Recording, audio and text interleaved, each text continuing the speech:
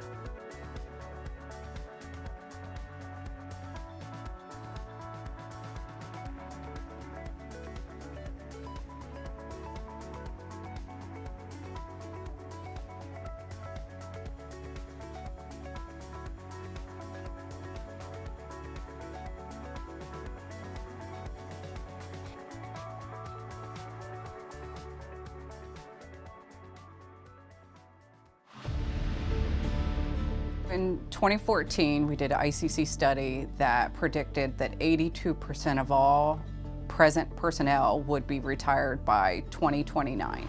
And we called it the gray tsunami. We had to find a way to bring in younger people into the profession, or people that traditionally didn't qualify through the building trades or as an architect or engineer. People can now skip the trade if they choose to, and the building departments will train them and then create your own pathway to get to a building inspector. And Jaden is a perfect example of that. My name is Jaden Anthony Ashford. I'm a building inspector trainee for the city of Columbus, and I'm 18 years old. If I wasn't in this program, I would have probably never became a building inspector. Because to be completely honest, before I did the program, I didn't know what a building inspector was. I didn't know it existed. Didn't know what the code book was, never heard of it. Jaden is kind of a breath of fresh air.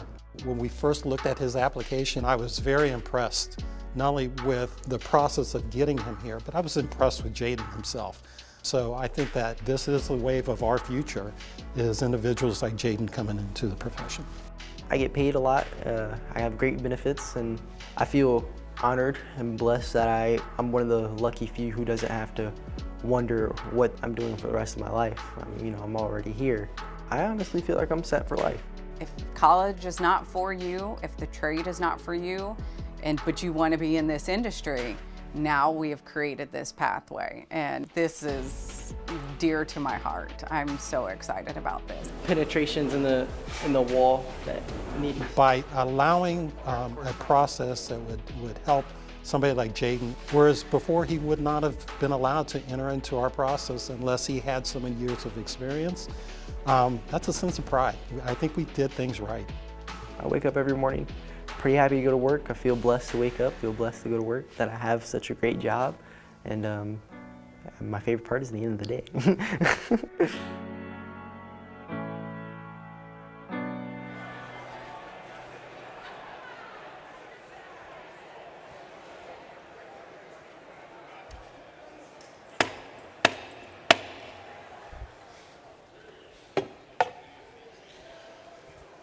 I hereby call the 2025 annual business meeting of the International Code Council to order. The notice of the 2025 annual business meeting is posted on the Code Council website. Printed copies can be found on the tables in the back of the room. At this time, I will entertain a motion to waive the reading of the minutes, or of the notice. Okay, I have a motion and a second. Is there any discussion? Seeing none. All those in favor signify by saying aye. All those opposed, say nay. The motion is approved. Secretary Treasurer Steve McDaniel, please come to the podium to determine if we have a quorum.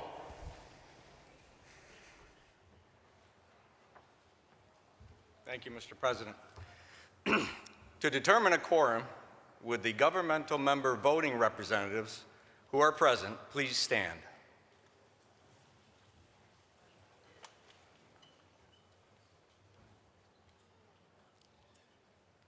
Based on the observation of those standing and present, we have a quorum of at least 100 governmental member voting representatives, Mr. President.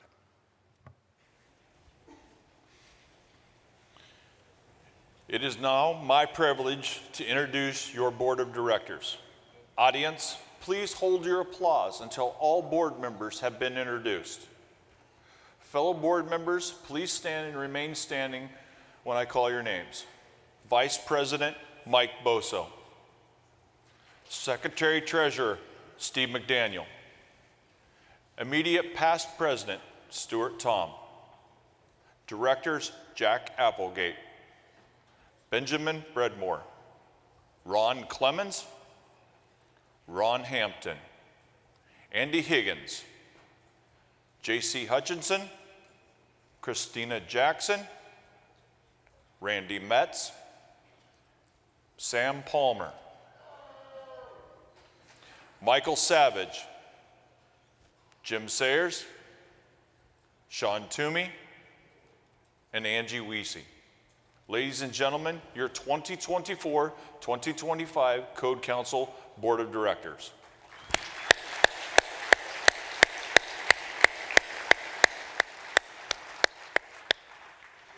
As required to conduct this meeting, the Sergeant of Arms, Don Neal, and Parliamentarian Michael Witch have been appointed. The next order of business is the approval of the minutes from the 2024 annual business meeting. Are there any modifications to the minutes? Hearing none, may I have a motion and a second to approve the minutes as presented? Is there any discussion? Seeing none, all those in favor signify by saying aye. All those opposed, say nay. The motion is approved. The next order of business is the Treasurer's report.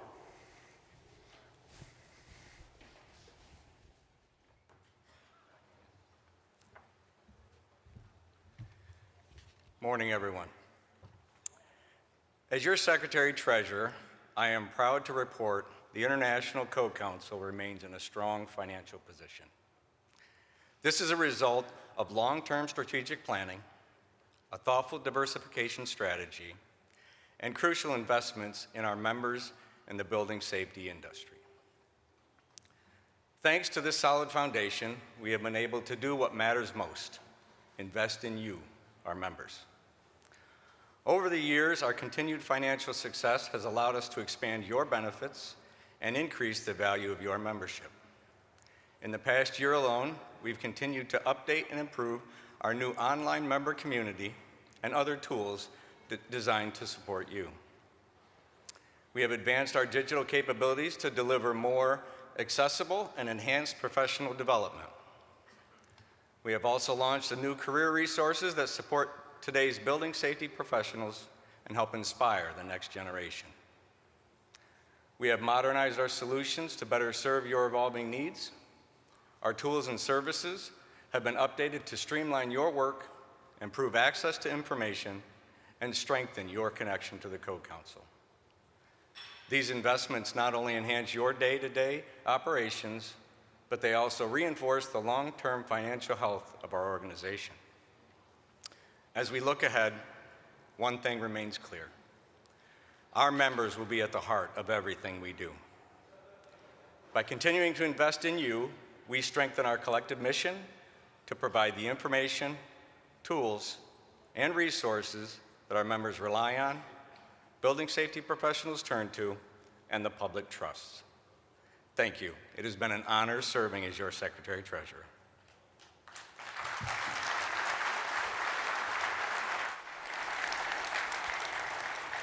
Thank you, Secretary-Treasurer McDaniel. May I have a motion to accept the Treasurer's report? Do I have a second? I have a motion and a second. Is there any discussion? Seeing none, all those in favor signify by saying aye. All those opposed say nay. That motion is approved. Thank you, Secretary-Treasurer McDaniel, for your service. The next order of business is the President's report. Over the past year, the Code Council has continued to advance building safety and innovation thanks to the dedication of the members and the Code Council staff and the partnering organizations for the strength of our mission and vision. Throughout the year, I've observed firsthand the dedication of our members and volunteers serving on our committees. I want to thank all of you for your dedication and for volunteering for this important work. In a period of rapid change in the world, we are staying focused, adapting to new technologies, evolving best practices, and addressing the growing demand for sustainable, affordable, and safe buildings. We are sharing our expertise and our solutions worldwide, learning from our global advancements and bringing those best practices to our own communities. When I began my term as president, I emphasized the importance of creating tools and services focused on meeting the needs of communities around the world. This past year, we have made major strides in that direction. The Code Council plays a key role in the Global Alliance for Buildings and Construction, also known as Global ABC. We are helping Global ABC advance capacity building, resilience initiatives that align closely with our own mission. Our work with Global ABC has expanded our impact by allowing us to share our resources and our expertise in other regions. In March, I had the pleasure of attending the Global ABC Annual Assembly in Dresden, Germany. It was an eye-opening to see how from diverse backgrounds, united by sharing a commitment in safety, resilience, and sustainability. It was also a powerful reminder that the work that we do has great global significance. It was inspiring to see government officials, designers, and non-governmental organizations recognize the Code Council as a global leader and experts in building safety. This year also marks the 5th anniversary of our opening office in Dubai, and the progress we have made in the Middle East region has been remarkable. Local regulators now encourage manufacturers to obtain ICC evaluation reports, and we are working closely with them to develop market-specific product certifications. In Saudi Arabia, we are supporting the release of the 2024 Saudi codes and partnering with the government to establish pathways for innovative products acceptance based on ICC ES standards. Meanwhile, the Gulf Standardization Organization released the new Gulf Building Code, which is based on the Saudi codes. In Oman, a bold new initiative is underway to develop 6 custom codes based on the 2021 I-codes. This includes training, consulting work, as well as plans to introduce AI tools to support compliance and implementation. We have also expanded our efforts into Latin America, where fire and life safety remains a priority. Thanks to grant funding, we have developed a fire and life safety code guide in Spanish to support broader adoption of the I-codes. We have also signed agreements with leading organizations in Colombia, Mexico to advance this work. This year, Jamaica launched a suite of building codes based on the I-codes, along with training developed by the Code Council. Belize published its first ever building code based on the IBC, and it is now rolling out training and programs to support implementation. And further west in the Republic of the Marshall Islands, we provide training for inspectors and plan reviewers. And with that, we are proud to welcome the RMI Ministry of Public Works and Infrastructure as one of our newest governmental members.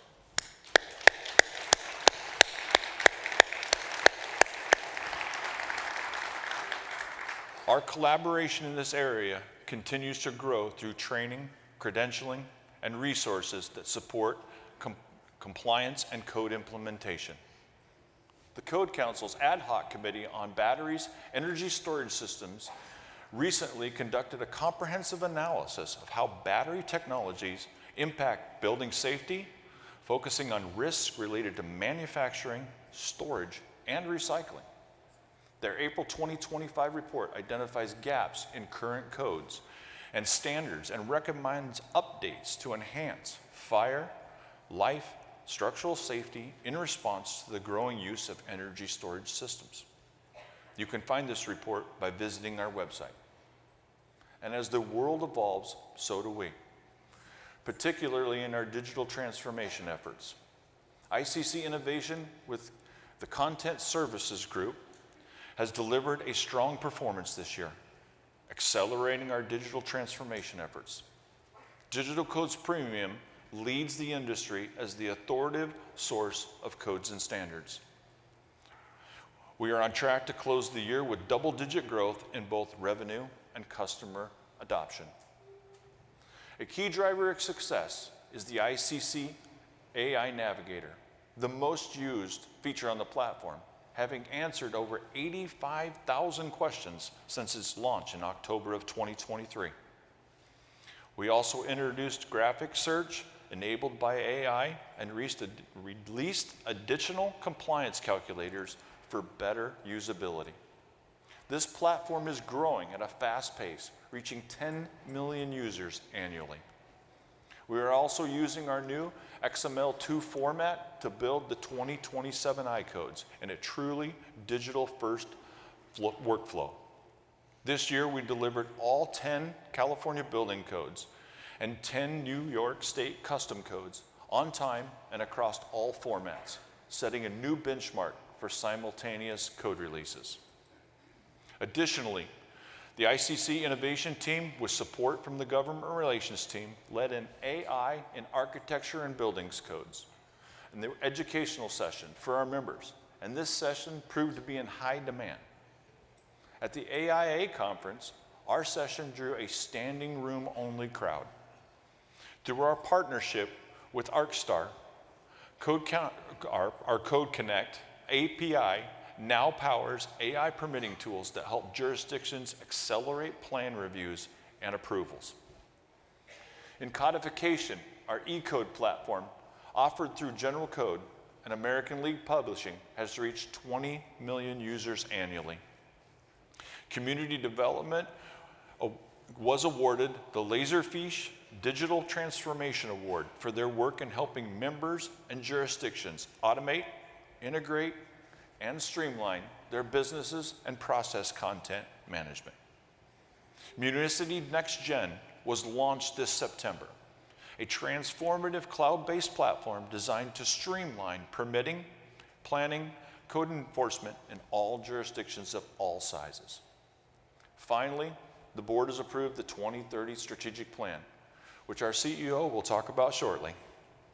This plan reflects feedback from members, stakeholders, industry partners, and charts a bold path forward, centering on innovation, service, global leadership in building safety. As we look ahead for the next 5 years, we remain committed to providing the tools, knowledge, and leadership that building safety professionals rely on and the public trusts. Thank you.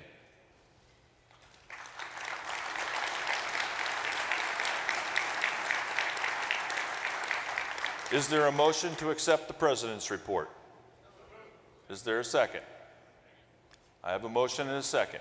Is there any discussion? Seeing none, All those in favor signify by saying aye. Anyone opposed? That motion is approved. The next order of business is the CEO report. It gives me great pleasure to introduce our Chief Executive Officer, John Belsic.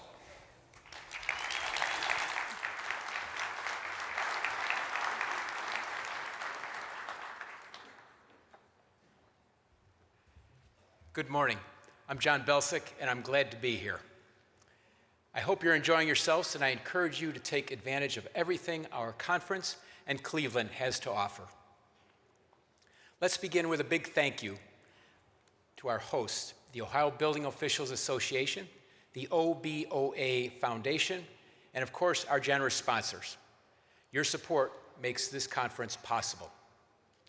Now, it is my privilege to be able to deliver my first CEO report to the members. This past year has been one of transition and momentum. I was honored to step into the role of CEO, and I want to personally thank President Spencer, who has been a strong, steady, insightful partner along the way.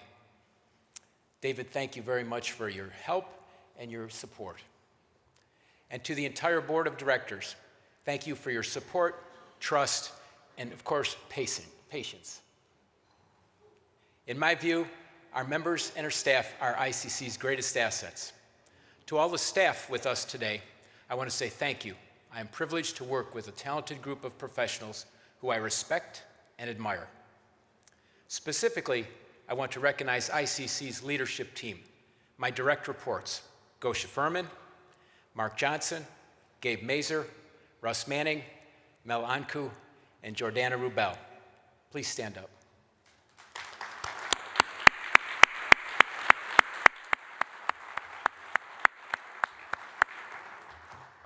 They've been practicing their wave for a few days now, so each one had a different wave. Good work. You've been an invaluable team to me for this year, and your dedication and expertise have already been driving meaningful progress across the organization. I'd also like to recognize one of our subsidiaries, the International Accreditation Service, or IAS. It is celebrating its 50th anniversary as an accreditation body this month. This month, I had the pleasure of joining IAS President Raj Nathan and the IAS team in Brea, California, to celebrate their success. Congratulations to Raj and the IAS team on an impressive milestone that they have accomplished.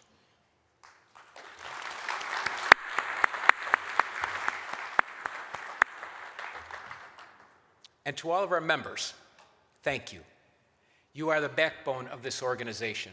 The work you do every day is vitally important. People are safer at school, at work, and at home because of the work that you do. You are critical to fulfilling our mission. Members, please give yourself a round of applause.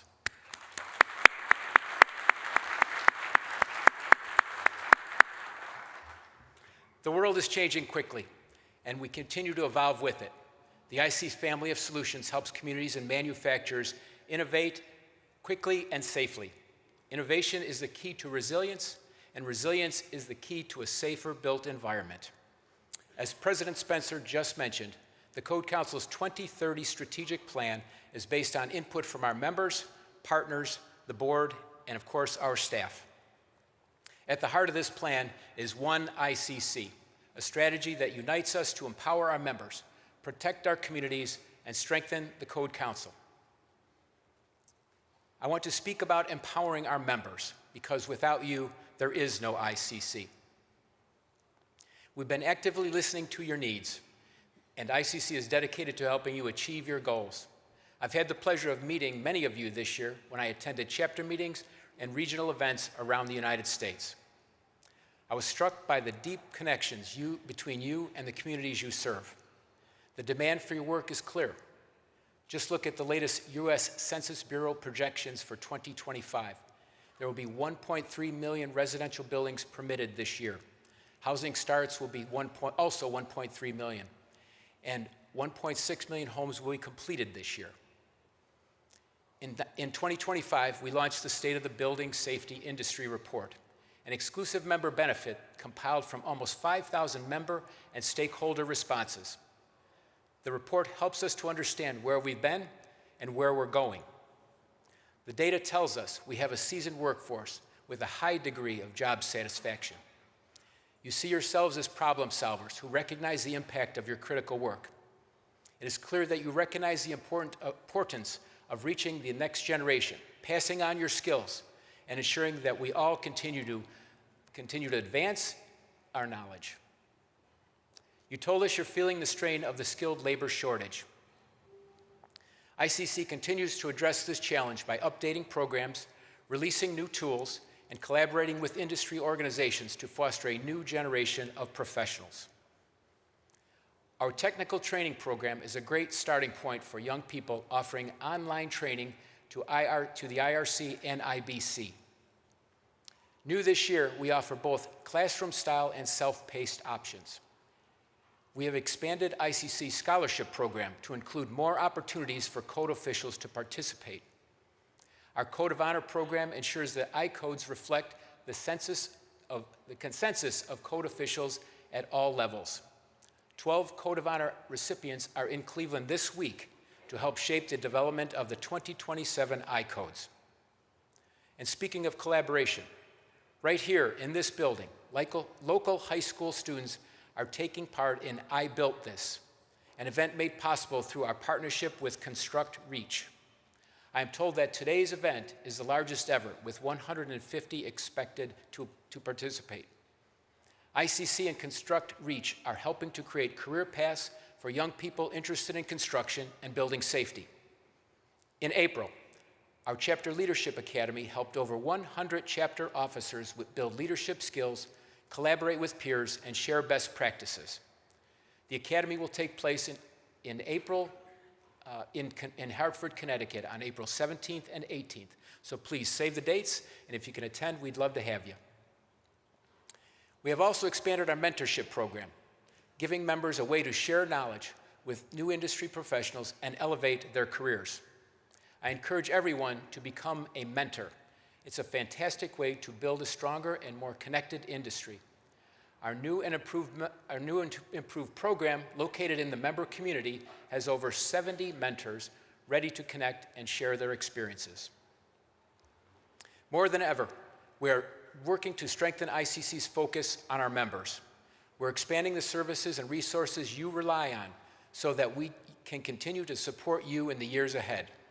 We've released an expanded catalog of training options for code enforcement professionals, including a suite of publications to help you increase your knowledge and expertise. By the end of this year, we will also launch 2 new code enforcement examinations, with the third coming in 2026, which will form the foundation for our new code enforcement program. We've grown our When Disaster Strikes Institute, adding a multi-day disaster planning course. We've reduced the average time it takes to launch a Pronto exam by 29%, and there are 185 exams on the Pronto platform, the most comprehensive in the industry. We've launched a new member support page to help you get the assistance you need faster and more efficiently. And we've expanded our chapter website program to offer more flexible and interactive features. Since October 2024, ICC has issued over 21,000 credentials, including 73 Master Code professionals. With over 1,000 MCPs worldwide, this certification represents the pinnacle of professional development and building safety. Truly a career milestone. I'd like to ask any MCPs here today to please stand and be recognized.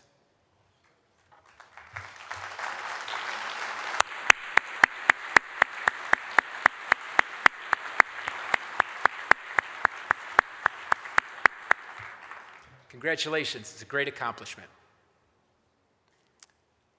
Along with the digital solutions that President Spencer mentioned, ICC continues to lead the way in developing codes and standards that keep communities safe and resilient. Over the past year, we have developed and updated more than a dozen standards addressing critical areas like energy efficiency, plumbing, mechanical, and emerging technologies. I'd like to highlight our Off-Site and Modular Standards Committee, which focuses on delivering solutions that support safe and affordable residential housing. As part of this commitment, we have launched a study led by research teams from Clemson University, Western Michigan University, and San Jose State University to explore ways to simplify the 2030 IRC. This initiative is focused on maintaining safety while identifying opportunities to simplify and reduce the cost of construction. Now, I'd like to take a moment to mention the Pro Codes Act, a bill that ensures the nonprofit organizations like ICC can continue to self-fund the development of codes and standards. The Pro Codes Act allows the public to have free access to codes while preserving the ownership rights of SDOs. We're confident that with your support, Congress will pass the Pro Codes Act and send it to the President's desk. I ask you now to please take out your phones and scan the QR code behind me and fill out the form to ask your members of Congress to support this important legislation. And just yesterday, our GR team managed to get 100 letters of support in their work and diligence around the event yesterday at the Expo. So let's try to make that double today and get 200 letters of support out there. So please participate. It is very important. On the topic of code development, I want to speak to those of you in the room with the voting devices, our governmental and honorary members. You hold the key to the 2027 international codes. I encourage you all to vote, and I challenge all of us together to set a record for participation in the public comment hearings and online governmental consensus vote next spring. Please participate. Please vote. Thank you.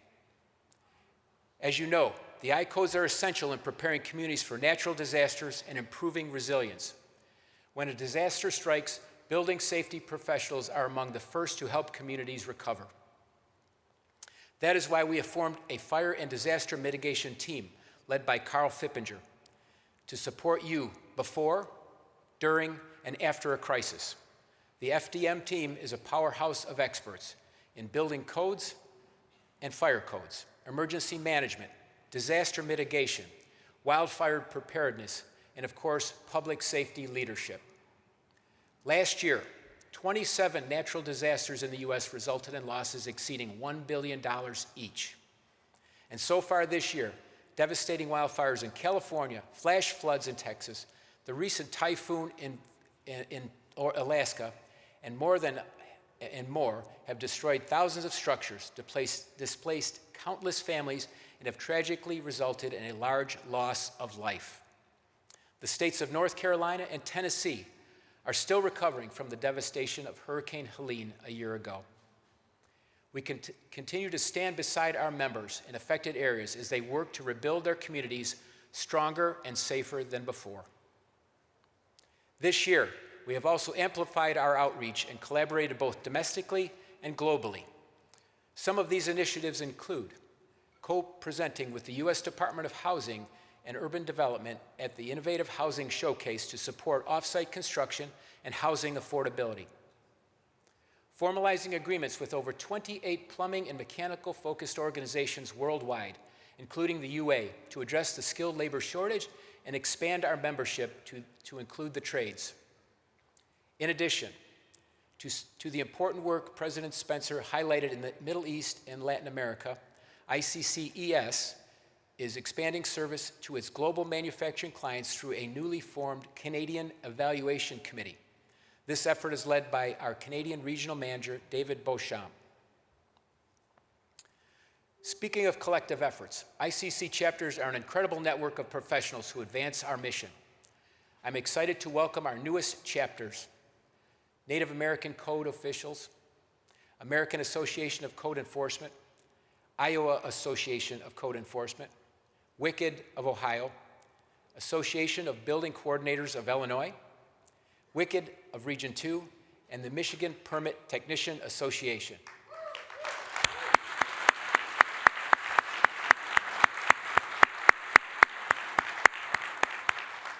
We now have a total of 415 chapters worldwide. The work of our chapters extends well beyond building codes. Let's take a look.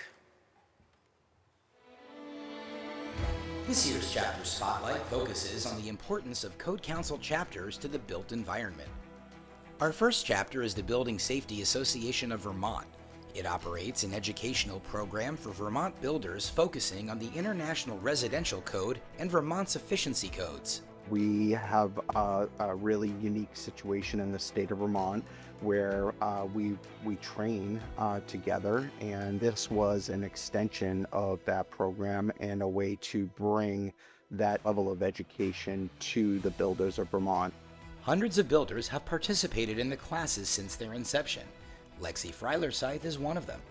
I think these classes really do help bridge the gap between the enforcement officials or the code officials and the actual people who have to implement these codes. There were quite a few people in the class, actually, I think, who were surprised by how reasonable the code was and the reasonability of applying it. And that's great to hear. We regularly will have aha moments with individuals who experience codes and standards maybe for the first time, and to have a way better understanding of utilizing those codes and standards at the end of our sessions. My biggest takeaway, and maybe this is biased because I was hoping to see it, but was that there is a bigger movement to create a better structure and also for just a better understanding of code and why.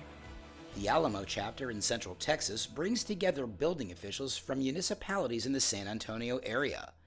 In its third year, they already have over 100 members, overcoming the initial challenges of getting a chapter off the ground. For the first, I would say first 2 years, essentially into this third year, it's really trying to solidify and increase our membership to make sure that we're providing a value added to that membership, so that when we have our monthly meetings, that we also provide an opportunity for CEUs. So those inspectors in the field or those plans examiners have an incentive to be able to make sure they come out and then they walk away with something. 26-year-old Inspector Hunter Hickman joined the chapter shortly after it was founded. A friend actually told me about it, and I went and I sat in for one of the meetings, and it was so amazing just to see all the people there. Everyone was so helpful. Everyone came up to me, asked me what I did, what city I was from. Everyone was willing to help and willing to teach anything. We're consistently, telling them your inexperience is never a problem, that you're here for that experience. You're here to be able to glean whatever you can from each individual that's here. I think one of the biggest benefits in being part of the chapter is networking. Because I'm so young in the industry, I'm using it as like a huge Kickstarter. I want to learn. I'm using this as a great way to meet people so I can continue on. Next up for the chapter, get more youth interested in joining the built environment. We can do scholarships to trade schools, scholarships to college, donations where if they're going to leave high school and go straight into the trades, can we provide them donations for tools and whatnot? So I think all of those are additional thoughts that you start to add on as you get a comfort level and a good foundation built underneath you.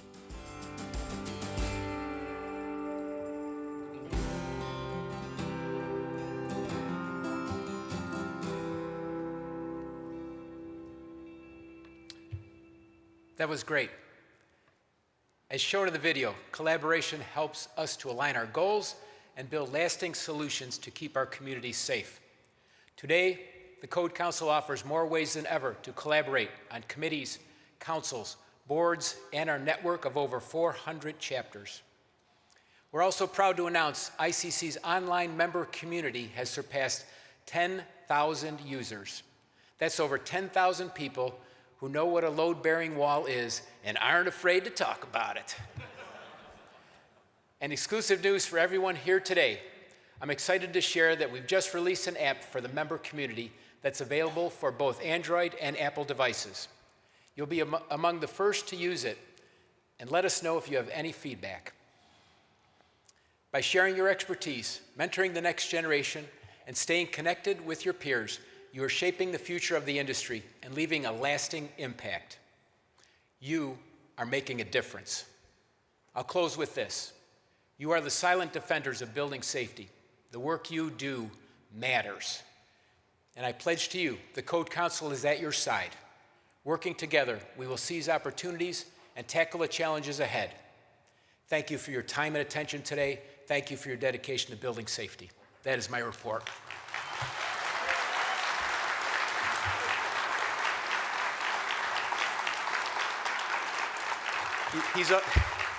He's already here, but I'll invite President Spencer to come back to the stage. Great, please, John. I'm doing good. Thank you, John. Is there a motion to accept the CEO report? Do I have a second? All right, we have a motion and a second. Is there any discussion? Seeing none. All those in favor signify by saying aye. Anyone opposed? That motion is approved. Congrats, John, and thank you for the insightful leadership that you've given this year.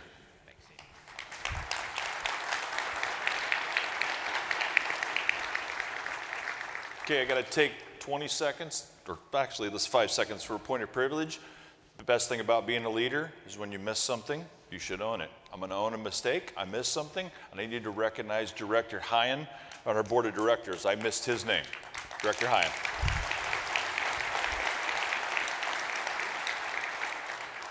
Our next order of business is the report of the Awards and Honorary Members Committee. Please welcome the committee chair, Director Jim Sayers.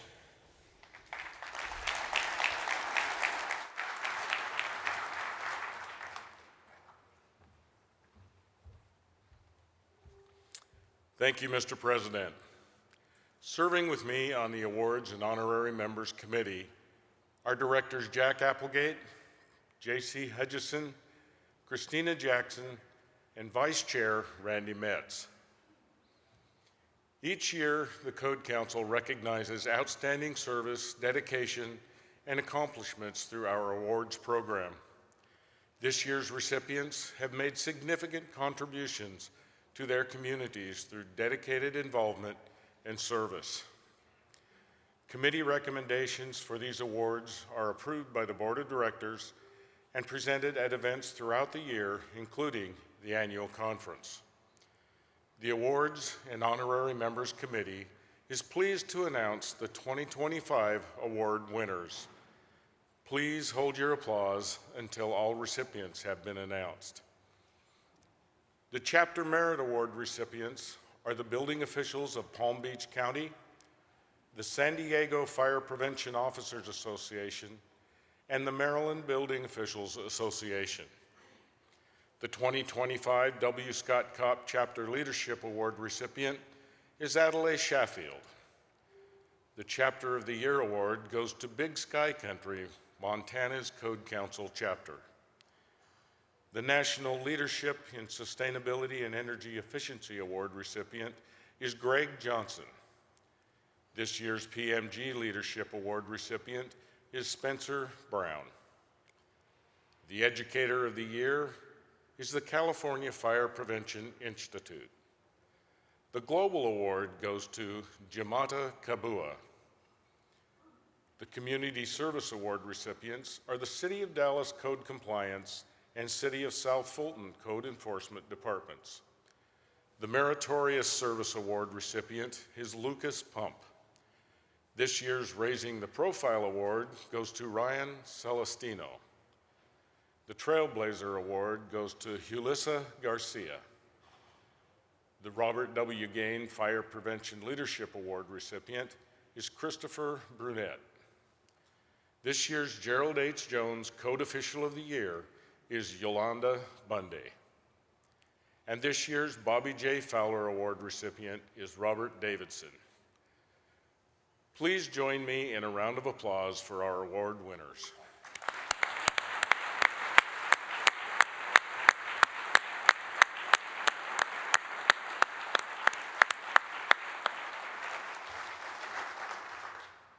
Now for the 2025 nominees for honorary membership. Nominees have rendered outstanding service to ICC. The Board of Directors moves the following 2025 slate of nominees for honorary membership: David Chris Bridges, Shirley Ellis, William McKinney, Thomas Phillips, David Spencer, and Ron Takaguchi. Mr. President,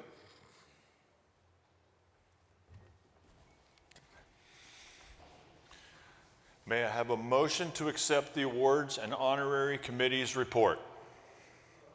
Do I have a second? Any discussion? All those, seeing none, all those in favor signify by saying aye. Anyone opposed? That motion is approved. Will the new honorary members please stand and be recognized?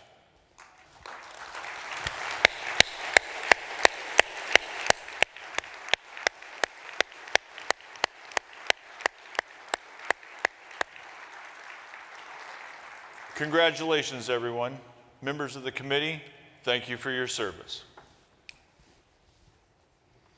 Our next order of business is the report of the Resolutions Committee, chaired by Director Ron Hampton.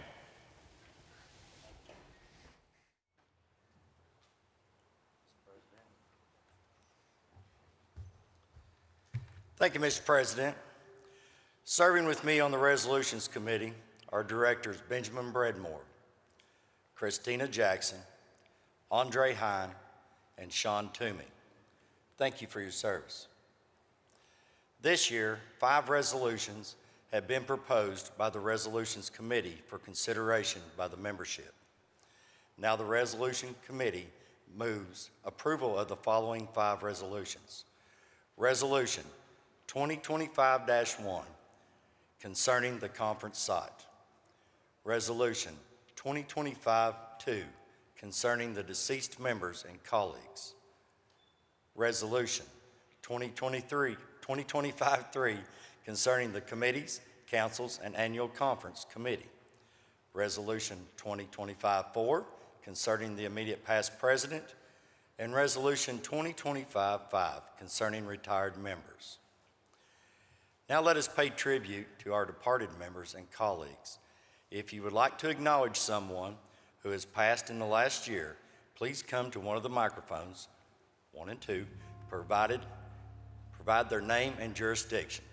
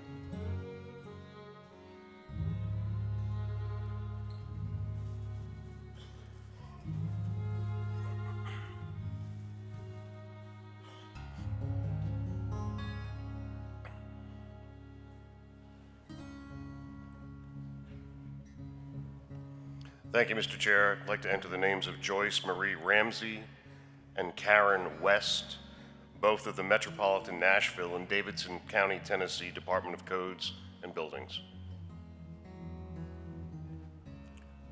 Thank you, Mr. Chairman.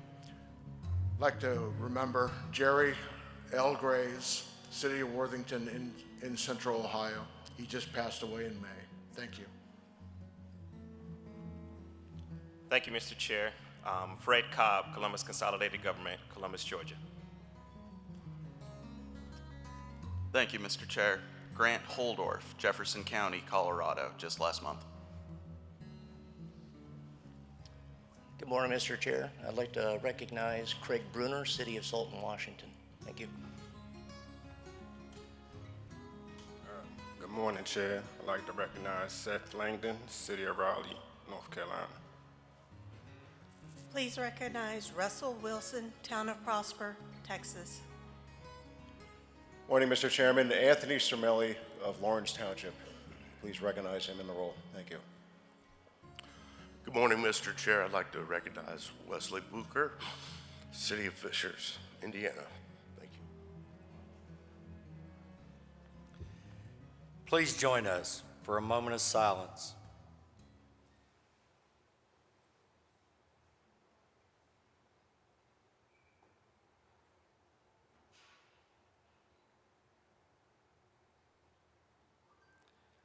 Thank you. This concludes the resolutions report. Mr. President.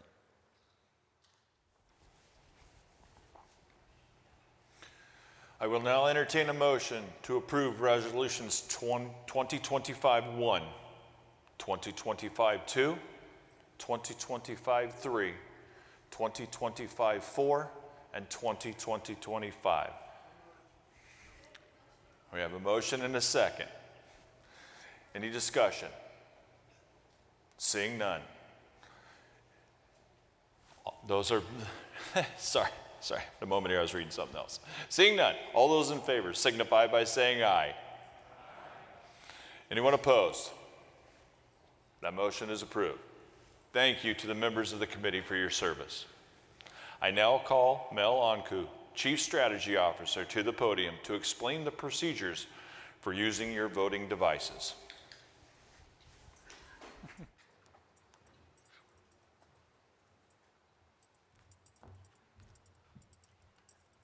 Thanks so much, Mr. President. Good morning. We are now going to learn how to use the voting devices. When you picked up your voting device this morning, ICC staff should have logged you in. But as we're going through this, if you're ever having an issue, just raise your hand. We have amazing ICC staff all around who can come help. We have new devices this year. We're really excited about them, and we want to make sure everybody knows how to use them. Ron Peaster had this great idea to do a demonstration video. So let's roll that video right now so you can see.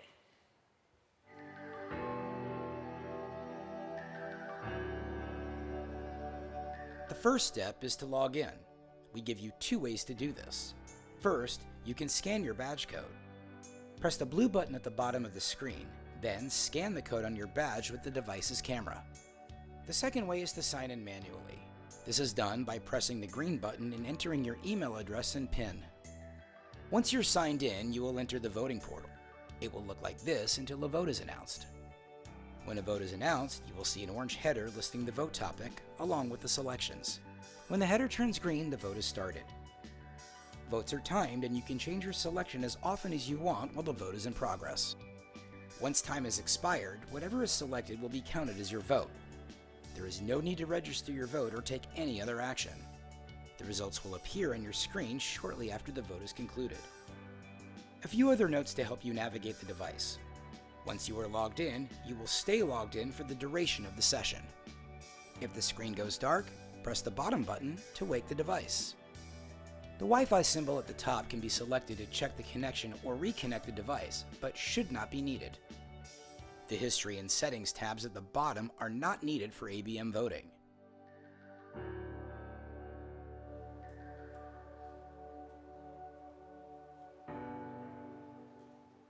Okay, are we ready to do a test question? Yes. Okay, can we display the test question, please? And if your device is asleep right now, just press the circle button at the bottom. It'll wake the device up.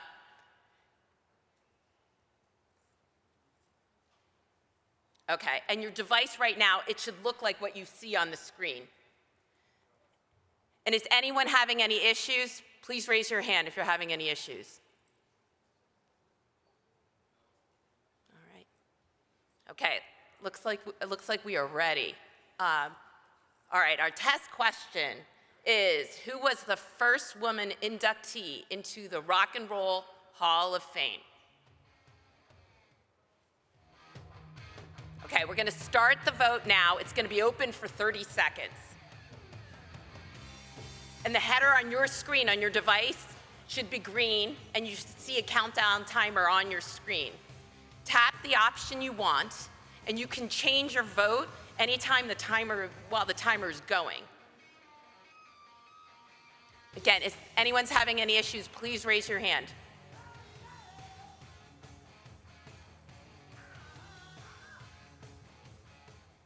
Okay, time has expired. You should see the buttons on your device. They should all now be gray. And let's announce the results of the poll. All right, the correct answer is B, Aretha Franklin. Again, your device, it should look like the screen, and you should also be able to tell what option you selected. All right, if you have any further questions, we've got a help desk, a voting help desk right by the registration desk. Come find any IT staff, they'll help you as well. Thanks so much.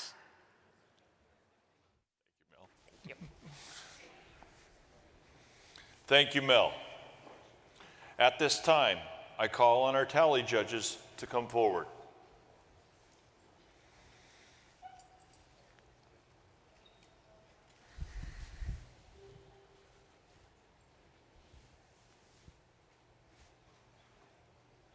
The next order of business is the consideration of the proposed amendment 2025-1 to the Code Council bylaws and certificate of incorporation.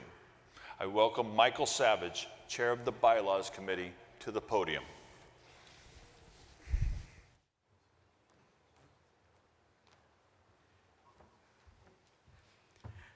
Thank you, Mr. President.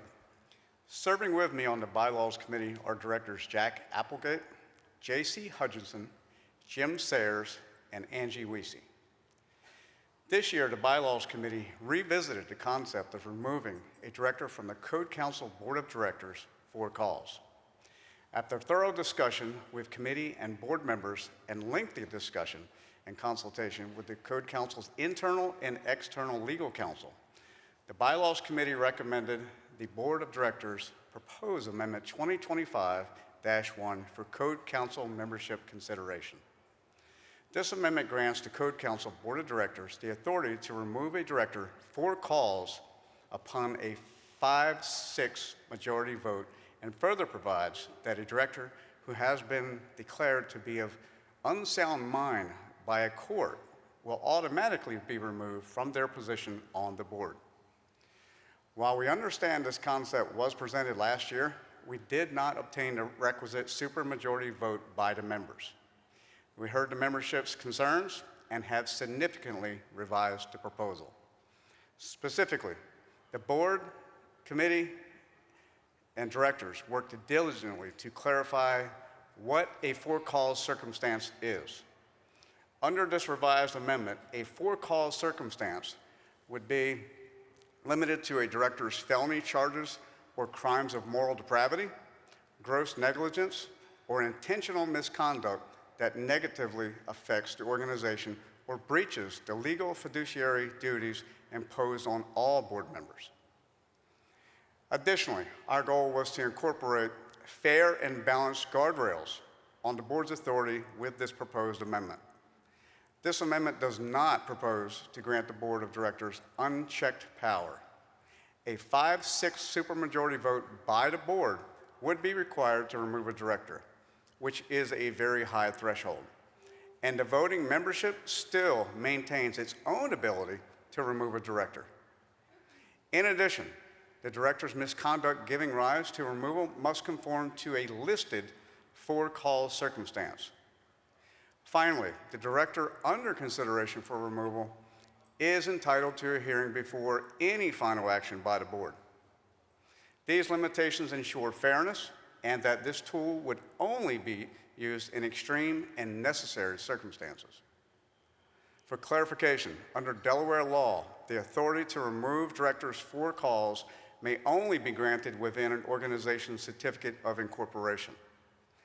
Additionally, the proposed bylaw amendment to the bylaws making a person declared of unsound mind ineligible for board service is proposed in the case of an accident or illness that makes it impossible for a director to fulfill their duties. These proposed amendments provide the organization with the ability to act quickly in rare and challenging circumstances. Without this amendment, the Code Council is vulnerable to operational, reputational, and leadership risks based on potential director misconduct with no ability to take action. Thank you. In accordance with Article 18 of the bylaws, Amendment 2025-1 which is a proposal to amend both the ICC bylaws and the Certificate of Incorporation, was properly submitted by resolution of the ICC Board of Directors. This proposed amendment, 2025-1, is included within the 2025 annual business meeting notice, which is posted on the annual conference website. Additionally, there are printed copies available at tables in the back of the room. You can also view the proposed amendment by scanning the QR code behind me. The ICC Board of Directors unanimously recommends approval of the proposed amendment of 2025-1. In accordance with Section 18.2 of the bylaws, the proposed amendment requires a 2/3 vote of eligible voters present to pass, after which it would advance to a ballot of all governmental member voting representatives and honorary members. May I have a motion to approve Amendment 2025-1 to the ICC bylaws and Certificate of Incorporation? Do I have a second? I have a motion and a second. Is there any discussion?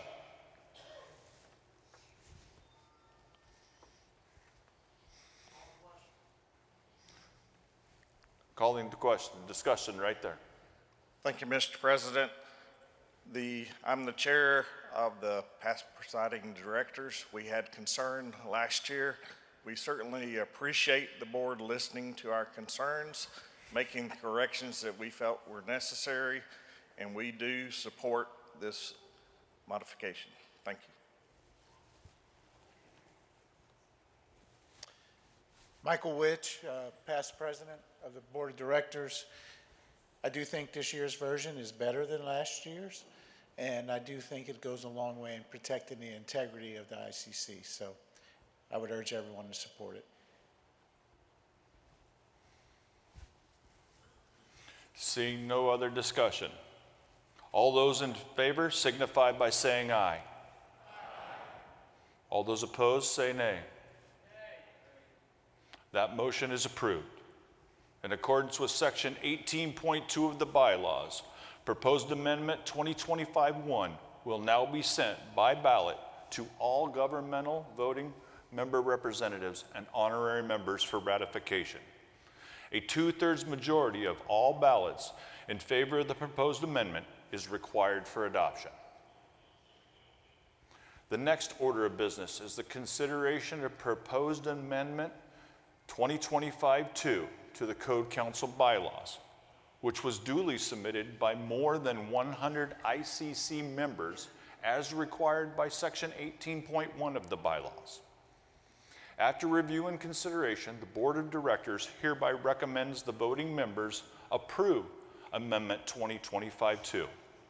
In its deliberations, the boards recognized the merit of the proposal and concurred with its underlying objective. It is increasingly common for governmental members to be designated employees of third-party providers as governmental member voting representatives, rendering such individuals eligible to serve on the Board of Directors. The amendment provides for no more than 3 directors to be employed by the same entity or its affiliates. The board recognizes this member-led effort to mitigate the risk of undue influence by a single commercial interest. The board identified refinements that could have strengthened the clarity and the operation of the amendment. Honoring the member-driven process, however, the proposal is being presented to the voting members in its original form, with the possibility that the board may, in the future, consider adjustments to further support its intent. This proposed amendment, 2025-2, is included within the 2025 annual business meeting notice, which is proposed on the annual conference website. Additionally, there are printed copies available on the tables in the back of the room. You can also view the proposed amendment by scanning the QR code behind me. In accordance with Section 18.2 of the bylaws, the proposed amendment 2025-2 requires a 2/3 majority vote of eligible voters present to pass, after which it would advance to a ballot of all governmental member voting representatives and honorary members. May I have a motion to approve Amendment 2025-2 to the ICC bylaws? Do I have a second? I have a motion and a second. Is there any discussion? Thank you, President Spencer. I was the person who put this together, and I wanted to take a moment to thank the over 200 ICC members who signed and the over 100 governmental voting members. I think this is an appropriate safeguard for an organization, and I just wanted to say thank you to all of you. Greg Johnson, City of St. Paul, retired. I like the intent of this, but I don't know why we would set the limit at 3. I don't care if it's a single government. There's no entity that should have more than 2 votes on the board of directors. You could limit this to 1, and it would be fine. We have thousands of members. We don't ever have to look to one jurisdiction or one commercial entity to provide directors for the organization.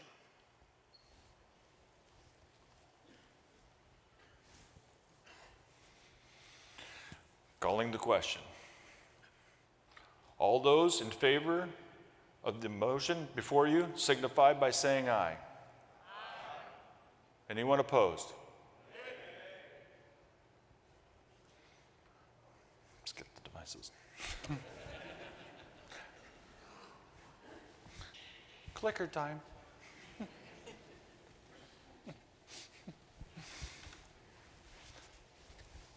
Oops, wrong one. It's up here. Okay, we will now be going to the clickers. Give me just a second here. I gotta pull up this thing here.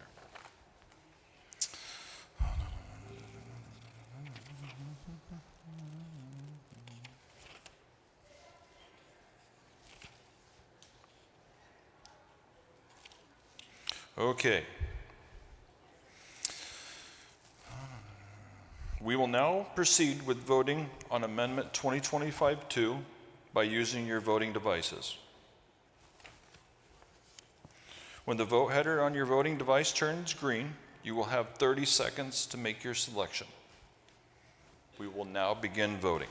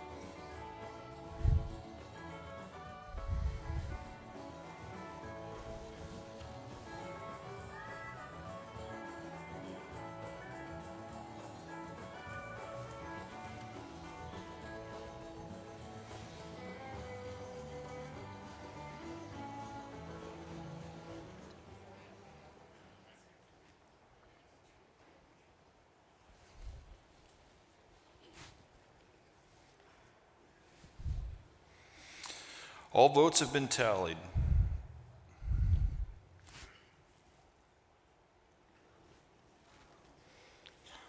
That motion fails. No?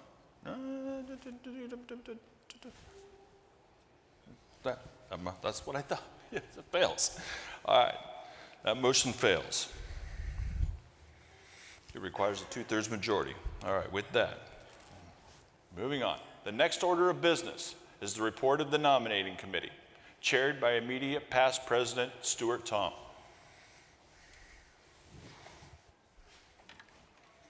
Go.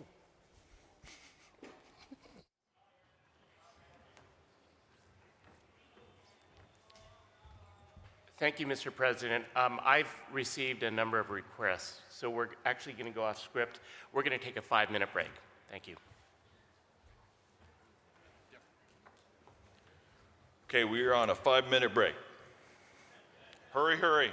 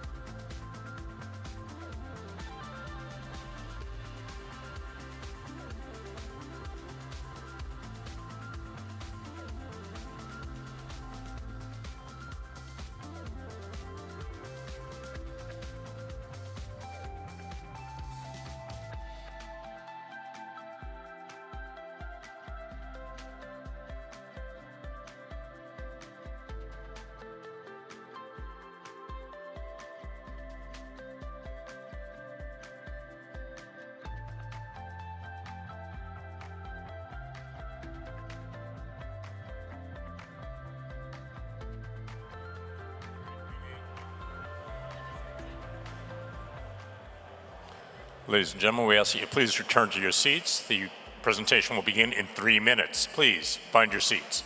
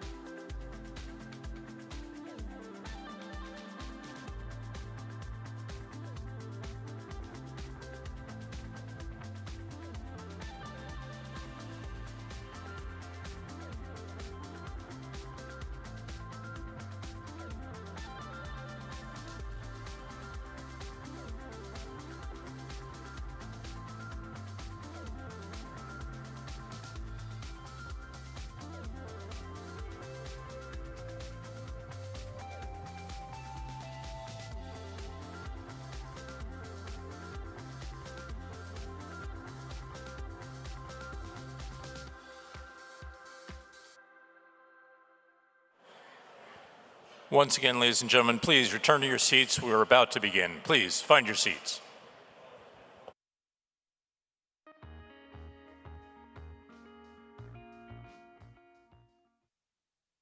You have 60 seconds and the meeting will begin.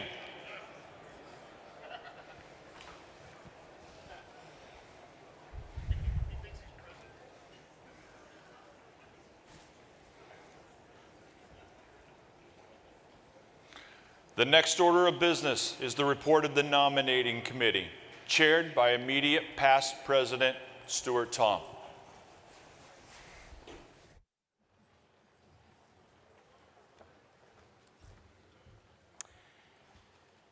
Thank you, Mr. President. Serving with me on the nominating committee are Alan Boswell of Alabama, Lisa Hartwig of Minnesota, Andy Lorenz of Washington, and Tom Peterson of Utah. Thank you very much.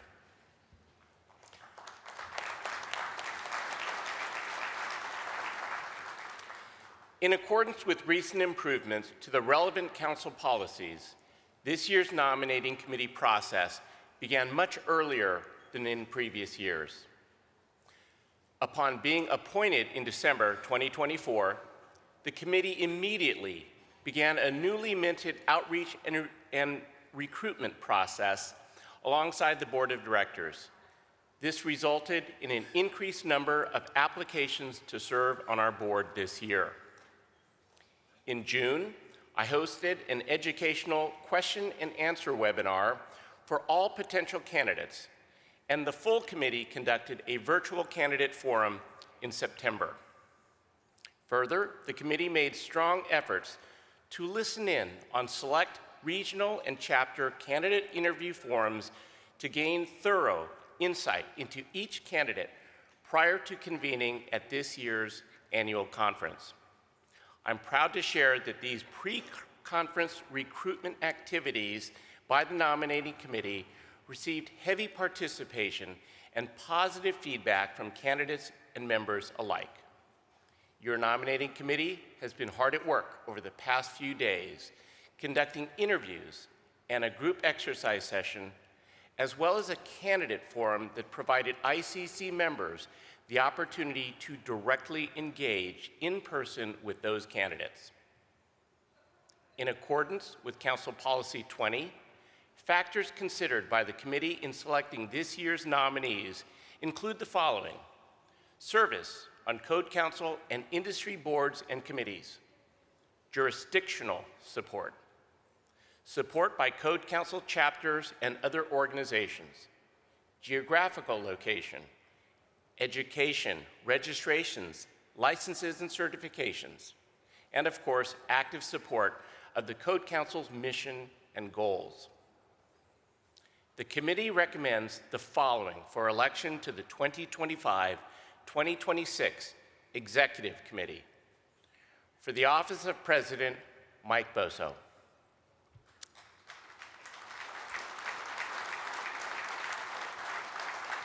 For the office of Vice President, Steve McDaniel.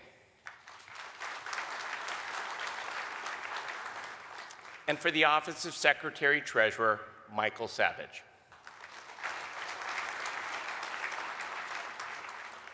Per Council Policy 19, governing the conduct of elections, the nominations for the remaining board seats will be announced as follows.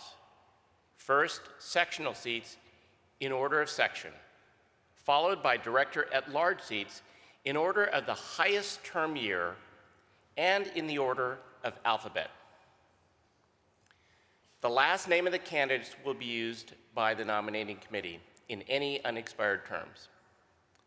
The committee therefore makes the following recommendations. For Section B, Director for a 3-year term, Jessica Fust.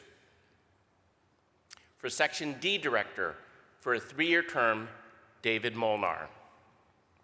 For Director at Large for a 3-year term, Jack Applegate. For a Director at Large for a 3-year term, Andy Higgins. For at-large Director for a 1-year term, Ben Potoff. Thank you very much, Mr. President.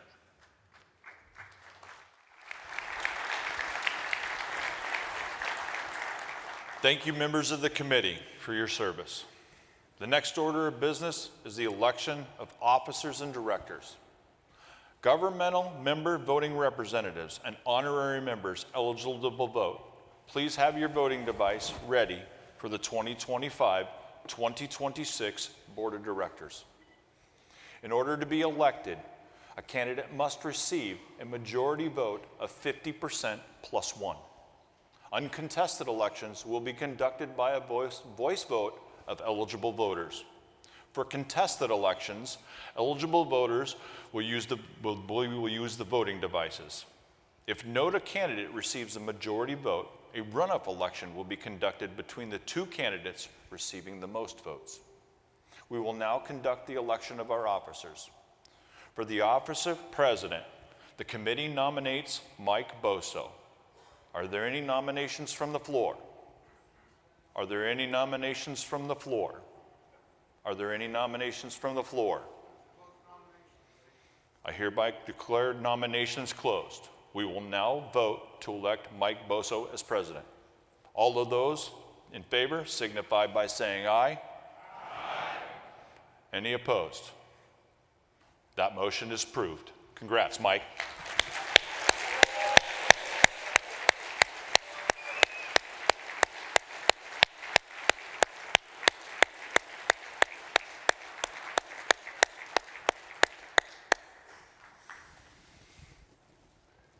For the office of Vice President, the committee nominates Steve McDaniel. Are there any nominations from the floor? Are there any nominations from the floor? Are there any nominations from the floor? I hereby declare nominations closed. We will now vote to elect Steve McDaniel as Vice President. All those in favor signify by saying aye. Aye. All those opposed, say nay.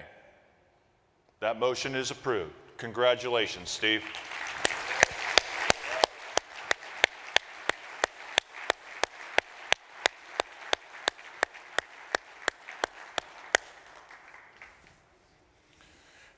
For the office of Secretary-Treasurer, the committee nominates Michael Savage.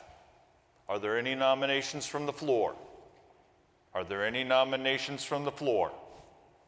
Are there any nominations from the floor? I declare the nominations closed. We will now vote to elect Michael Savage as Secretary-Treasurer. All those in favor signify by saying aye. Aye. All those opposed? That motion is approved. Congratulations, Michael.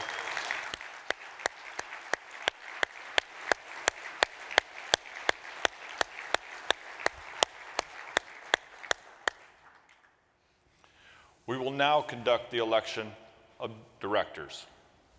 There are 5 director positions available for election, or up for election today. Well, they might be available. The sectional director seats and 3 at-large director seats. The bylaws require that no more than 2 governmental member voting representatives designated by a governmental members located in the same state may serve simultaneously on the board of directors. Candidates for sectional directors must represent a governmental member located in the state or province within that section. The first election is for Section B, director for a 3-year term. Section B includes the states of Idaho, Montana, Wyoming, North Dakota, South Dakota, Minnesota, Iowa, Wisconsin, and the Canadian provinces of Alberta, Saskatchewan, and Manitoba. The committee nominates Jessica Fust. Are there any nominations from the floor? Are there any nominations from the floor? Are there any nominations from the floor? I hereby declare the nominations closed. We will now vote to elect Jessica Fust as Director for Section B. All those in favor signify by saying aye. Aye. All those opposed? That motion is approved. Congratulations, Jessica.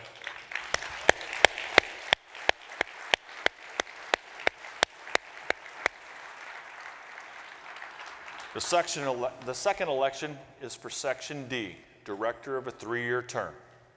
Section D includes the states of Nebraska, Kansas, Missouri, Illinois, Michigan, Indiana, Ohio, Kentucky, and the Canadian province of Ontario. The committee nominates David Molinar. Are there any nominations from the floor? Are there any nominations from the floor? Are there any nominations from the floor? I hereby declare the nominations closed. We will now vote to elect David Molinar as Director of Section D. All those in favor signify by saying aye. Aye. All those opposed? That motion is approved. Congratulations, David.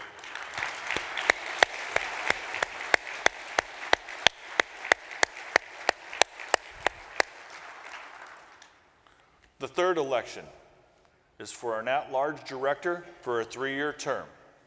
The committee nominates Jack Applegate. Are there any nominations from the floor? Are there any nominations from the floor?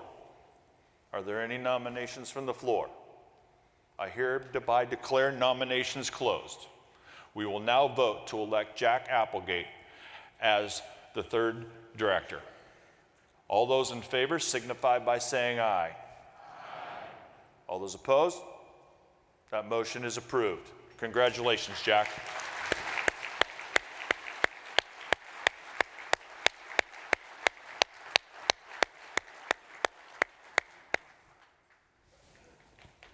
The fourth election is for an at-large director for a 3-year term. The committee nominates Andy Higgins.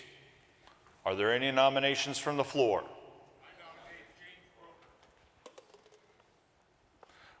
We have a nomination from the floor. Are there any other nominations? Yes. I nominate Rachel Parrish. Okay, are there any other nominations? I hereby declare nominations closed.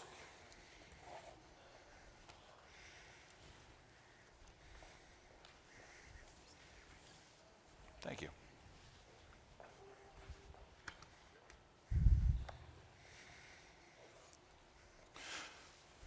Should none of these 3 candidates receive a majority vote during the initial election and runoff election, the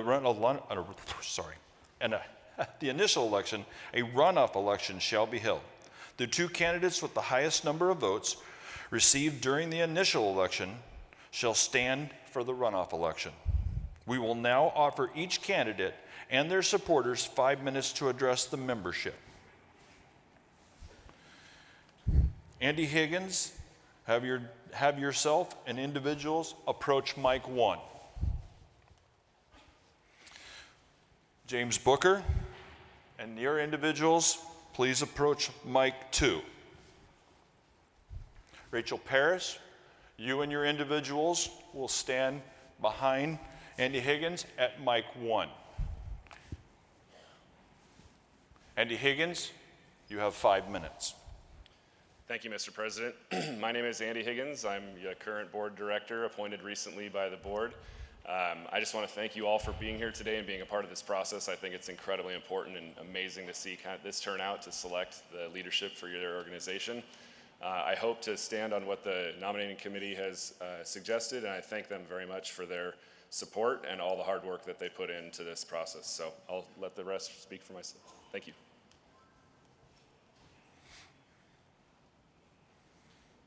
Ray Cockrum, representing WABO. We support Andy Higgins. Good morning, Dan Carlson, representing the Chemeketa chapter of ICC, is a student chapter, asking you to vote to support Andy Higgins. Michelle Miller, representing Washington State Association of Permit Techs. We support Andy Higgins. Michelle Van Greken, on behalf of Oregon Permit Technicians Association, we support Andy Higgins. Stacy Criswell, City of Mineral, Washington, and also WABO representative. Just a quick couple of examples. Andy's been a co-founder of WABO's Accreditation Committee. We want to make sure that he is trying to provide things for continued education, not just to local, but also international and national. And kind of to our keynote speaker earlier, a lot of people think that we just deserve participation medals. He is not one of them. He's the one that's willing to put in the work, and he will fight for you. I urge your support for his vote. Paul Demers, representing Region 6. We support Andy Higgins. Valerie Scott, on behalf of the New York State Building Officials Conference, we support Andy Higgins. Marty Mosley, on behalf of the Southern Tier Building Officials Association of New York, we support Andy Higgins. Dan Sherman, New York State Building Officials Conference, Capital District, we support Andy Higgins. Becky Sheffer, Washington State, we support Andy Higgins. Kim Sullivan, Washington State, we support Andy. Thank you. Quinn Tai, City of Tacoma, and also representing the local Western Washington chapter of the ICC, and we support Andy Higgins. Ted Zook, President, Region 2, we support Andy unanimously. Amy Williams, I'm with the City of Hillsborough in Oregon, and we are for Andy. Paul Vinci, Oregon, we support Andy. Raj Patel, representing the California building officials. We support the decision of the nominating committee for Andy Higgins. Tim Woodard with the City of Mount Vernon and WABO. We support Andy Higgins. Angela Haupt for WABO, we support Andy Higgins. Ray Allshouse, City of Shoreline, Washington building official, we support Andy Higgins. Kurt Aldworth, WABO, we support Andy Higgins. Ardell Jalla, City of Seattle, building official, Seattle Department of Construction and Inspection supports Andy Higgins. Sam Steele, City of Seattle, I support Andy all the way.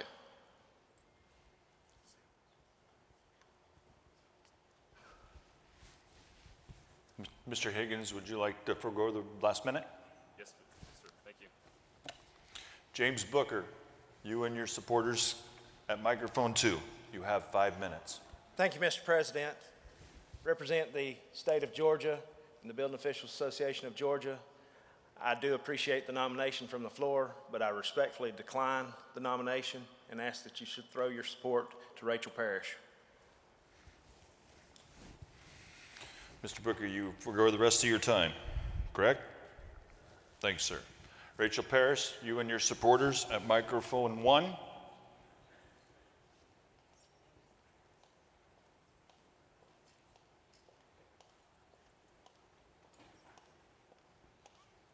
You have 5 minutes. Thank you, Mr. President. I'm Rachel Parrish. I'm from Texas. I'm running because I believe that the board deserves geographical diversity, and I believe the members deserve a choice in who it is that represents them. I'm going to thank all of my supporters. I appreciate all of you that are standing and all of you that can't. So thank you very much, and I will leave the rest of the time for them to speak. Amin Tomaz, Building and Code Official of City of San Antonio. On behalf of the ICC chapter, I'm the immediate past president, and Region 10, please support Rachel. She's amazing. She worked with me and my department for the last 10 years. Any project we give her, she gets it done. She's very loyal, very dedicated. Thank you. My name's Dan Purnell, Building Commissioner for the City of Highland Heights. I support Rachel Parrish. My name's Celso Mata. I'm with the City of Plano, Texas, but I'm here representing Building Officials Association of Texas, BOAT. And I support Rachel. Rachel's got an MBA. She's a master code professional. She's a CBO, so we support Rachel. Please do so. Chad Denson, President of Region 10, represents Oklahoma, Arkansas, and Texas, and we're in full support of Rachel Parrish. Carl Wren, Georgetown Fire Department, probably with the Texas Fire Protection Association chapter in Central Texas, we support Rachel. Luke Maloney, Iowa Association of Building Officials, we support Rachel.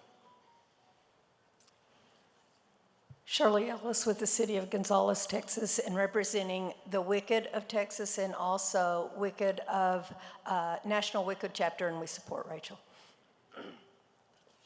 Sidonia Garrett, President of Maryland Building Officials, and we support Rachel. Jeff Shapiro, Executive Director, Texas Fire Protection Association and Lake Travis Fire Rescue, supporting Rachel.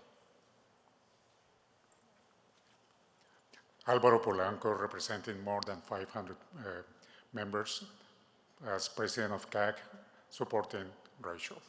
Thank you. Tom Allen, Building Official of Orange County, Florida. We are supporting Rachel in this. Between the two of Andy and Rachel, you have two great candidates here. Either way is a win for our association, but I believe Rachel's leadership and talents that she's going to bring forward and her proven track record with the membership councils really put her in the forefront of being a great asset to the board. Representing the Central Florida chapter, the Building Officials Association of Florida, and Region 9. Gary Hansen, Eastern Iowa Construction Code Council. We are with Rachel. Hi, Audra Gerber, City of Lone Tree, also Colorado Association of Permit Techs. We support Rachel. Eric Miller, Farmington City, Utah. Got support for Rachel Parrish. I serve with her on the Building Commission, Building Membership Committee, and she is the hardest worker I know and will do anything for this committee, so thank you. Jason Fryer, Georgetown Fire Department, Georgetown Fire Marshal Office. We support Rachel. Tom Hosey, City and County of Durham, North Carolina, support Rachel Parrish. Gina Scott, Assistant Building Official for the City of Plano, and we support Rachel. Adam Ostert for the City of Johnston, here with Mid-Iowa Construction Code Council. We support Rachel. Brian Bishop, Iowa Association of Building Officials. We support Rachel.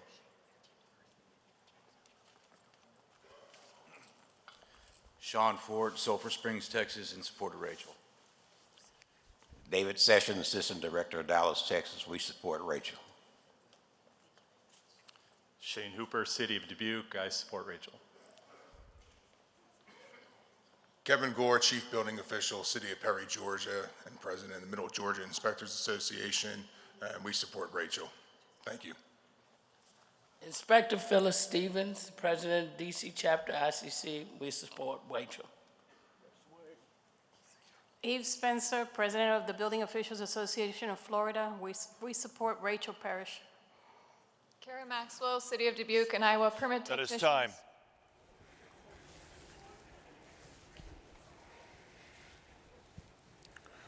We will now vote to elect the at-large director.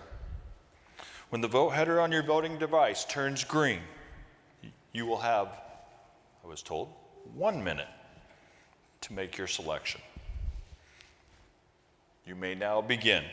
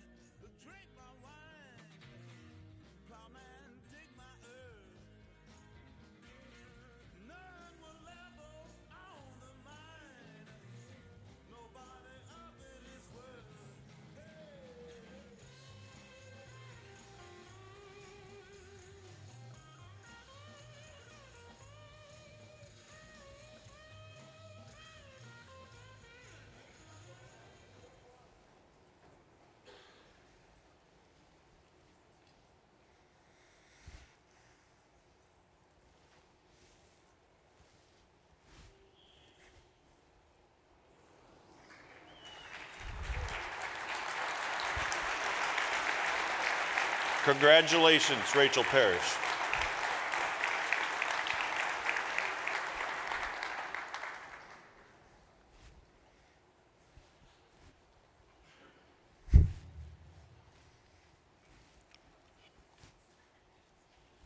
The final election is for an at-large director for a one-year term. The committee nominates Ben Paltoff. Are there any nominations from the floor? Are there any nominations from the floor? Motion from the floor. For Andy Higgins. We have a motion from the floor. Are there any other motions from the floor? I hereby close nominations. Each candidate will receive 5 minutes to speak at the microphone. Mr. Poltoff, you will speak at microphone 1 and go first. Mr. Higgins, you will speak at microphone 2 and go second. Mr. Poltoff, you have 5 minutes. Thank you. Real briefly, I'm privileged to be here. I really appreciate the support I've gotten thus far and appreciate the process. I'm going to defer most of my time to my supporters, but I thank the committee for their work and their support and hope that I can earn all the members' support. I'm Rachel Parrish and I support Ben. Carl Wren, Georgetown Fire Department, Texas, Texas Fire Protection Association. We support Ben. Shane Hooper, City of Dubuque. I've had the distinct pleasure of working with and for Ben for 7 years, and I can assure you he's a great team leader and will make a great director also. Thanks. My name is Kara Maxwell, and I'm a permit technician for the City of Dubuque, Iowa. Happy to be here as a recipient of the Building Safety Leadership Experience. This is my first ICC conference, and I've only been in this industry for 1.5 years. In that short time, I've earned 2 ICC certifications, been nominated to serve as a governing member on the Emerging Leaders Membership Council, and just yesterday was honored to be appointed to the Board of Permit Technician. Needless to say, it's been a busy 1.5 years. None of this would have been possible without Ben. His genuine excitement for building safety and leadership is contagious. We've heard about the importance of igniting interest in the next generation, and Ben absolutely has the energy to make that happen. Please join me in supporting him. Lucas Gagne, president of the Iowa Association of Code Enforcement. We support Ben because of his efforts of engagement and growth with chapters throughout the state. Hi, I'm Jason Gray, representing the City of San Antonio, and we support Ben. Amin Tomaz, representing the ICC Alamo Chapter and Region 10. We support Ben. Luke Maloney, Iowa Association of Building Officials. We support Ben. Chad Denson, President, Region 10. We are in full support of Ben. Gary Hansen, Eastern Iowa Construction Code Council. We support Ben. Don Mock, past president of Maryland Building Officials, and representing Maryland Building Officials, we support Ben. Brian Bishop, City of Des Moines, Iowa. We support Ben. Allison Cook, Arlington County. I support Ben. Adam Oster, Mid-Iowa Construction Code. We support Ben. Drake Daly from Moline, Illinois, and we are honored to support Ben. Lucas Pump, City of Cedar Rapids. Get behind Ben. Kevin Gore, Chief Building Official, City of Perry, and President of Middle Georgia Inspectors Association, and we support Ben. Thank you. Kesha Billings, City of Hiawatha, Iowa. Full support of Ben. Sidonia Garrett from Maryland. We support Ben. Steve Jordan, the City of Hudson. We support Ben. Jamie Just, President of the Illinois Iowa Building Officials Association. We support Ben. Jeff Dosbaba, City of Dubuque. We support Ben. Roger Schimmel, City of Urbandale, Iowa. I personally and wholeheartedly support Ben. Neil Bombi, Johnson County, Iowa. I support Ben. Mike Belmont, City of Dubuque. I support Ben. Ryan Myers, City of Clive. We support Ben. Jill Hansen, Lynn County, Iowa. We wholeheartedly support Ben. George Jackson, City of Dubuque. We support Ben. Ben McDougall, President of Maine Building Officials. We support Ben. And I'll take just a moment of the time I have remaining to say all of the Iowa support that showed up, that's because of our efforts collectively, but that's my leadership. And I want to do that beyond our state borders. I want to do it beyond Region 3. Our room was overflowing yesterday. I came in and talked to all the other regions. I hope that that message connects. Everybody else wants to see the engagement. And I know I've got a handful of supporters that can't stand, so I want to appreciate them as well, and I'll cede the rest of my time. Thank you, Mr. Pata. Mr. Higgins, you have 5 minutes. Thank you, Mr. President. I just appreciate the time and some of the support that was mentioned during Rachel's testimony. I have had great working relationship with Rachel. She and I worked very closely on the Building Membership Council. She is the president or chair of that council, and myself as the secretary. My experience on the exam development committees and as an MCP and an MBA myself, I think we have very similar resumes. I have been involved in the code development process and a member of your board for the past 5 or 6 months. It's been an honor to be in that role, and I appreciate, again, the work of the nominating committee, and I hope that the full package of information that past President Tom mentioned about how rigorous that process was and how rigorous the process was of the board to select a backfill for a vacancy on the board speaks to my resume, my candidacy, and my hope to continue to support you all as a future board director. So I'll see the rest of my time to the rest of the supporters here. Thank you. Tim Woodard with the City of Mount Vernon and Washington Association of Building Officials, and we support Andy. Ray Cockrum, President of Washington Association of Building Officials, supporting Andy Higgins.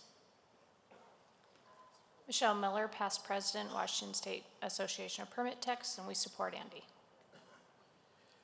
Good morning, Dan Carlson, City of Wilsonville Building Official in Oregon, also faculty advisor for Chemeketa Community College, representing 30 brand new college students.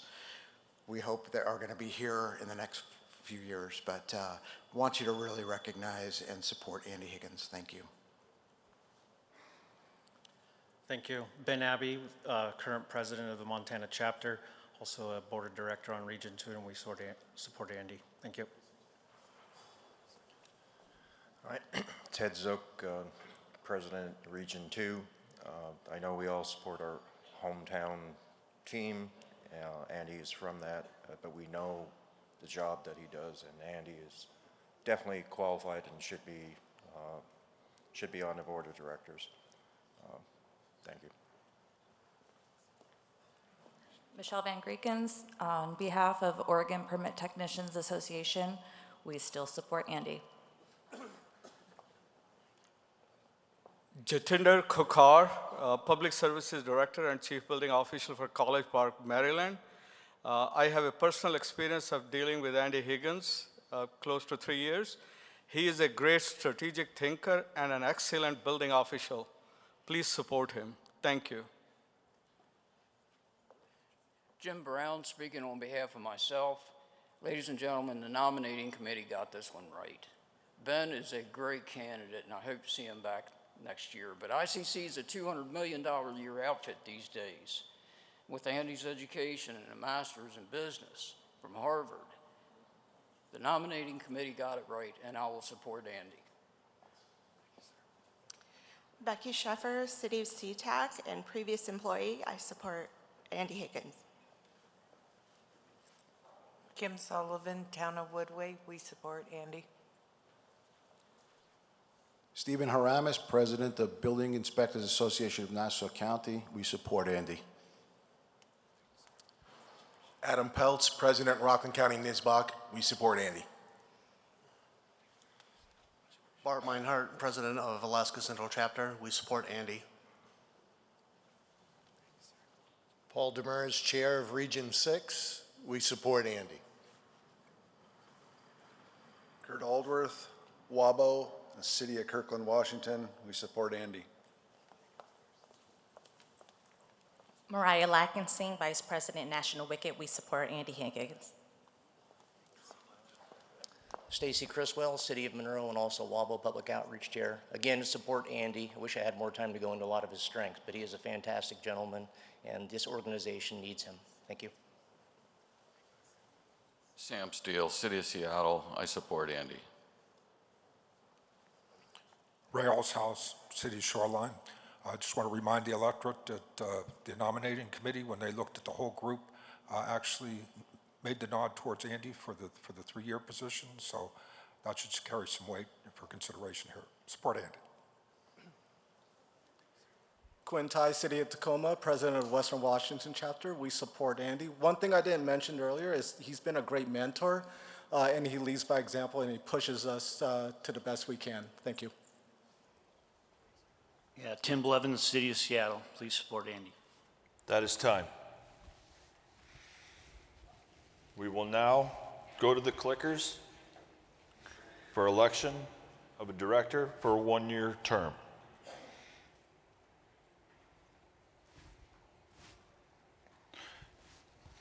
The voices are orange, and they will turn green shortly, and you will have 1 minute to vote.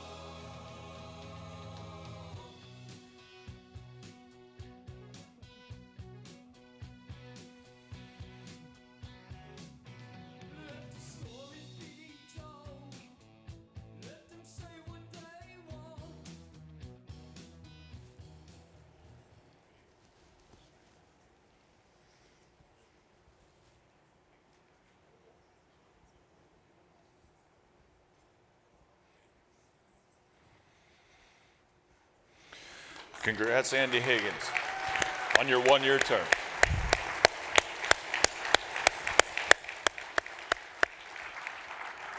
This concludes the elections of your board of directors. Congratulations to the new officers and directors, and thanks to all candidates for your commitment to the Code Council. And thank you for your time and attention today. We appreciate your engagement and look forward to a productive year ahead. Finally, is there any unfinished business? Seeing none, this completes our agenda. I will now entertain a motion to adjourn the 2025 annual business meeting. Is there a second? On behalf of the board of directors, thank you for attending the annual business meeting. We are adjourned.